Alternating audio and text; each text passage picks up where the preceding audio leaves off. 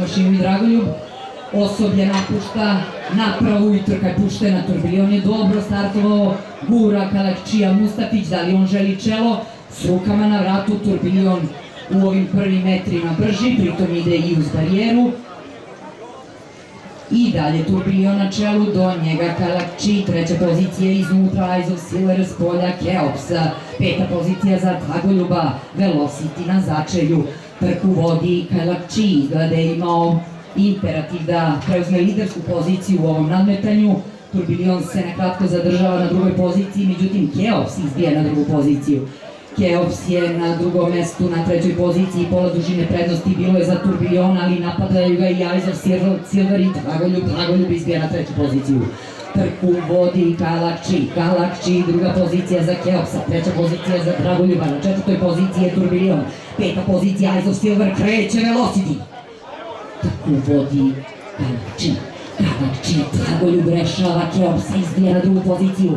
Da li će se domoći prvog triumfa u karijeri? Fin Wind of Chance-a i Diademe Direkte, krenula je Velocity! Trku vodi Kalakči i sada ćemo vidjeti šta će se desiti kada ga napadnu, jer to je onaj problem.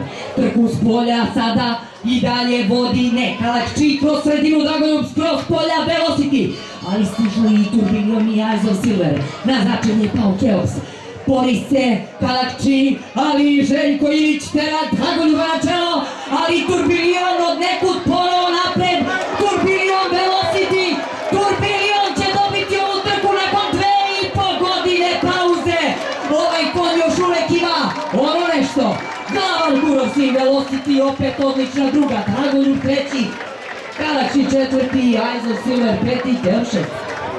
Nakon 2,5 godine pauze, kao osvajač mačanskog derbija, vratio na stazu i to u triumfalnom maniru. Malo otima Pekar Milojević, opet koja je najglasniji u Padoku, jedan aplauz za Milojevića, učinite mu toliko. Ali dobro je bilo zaista, naravno Pekar odlazi u ruke Vlade Mladenovića.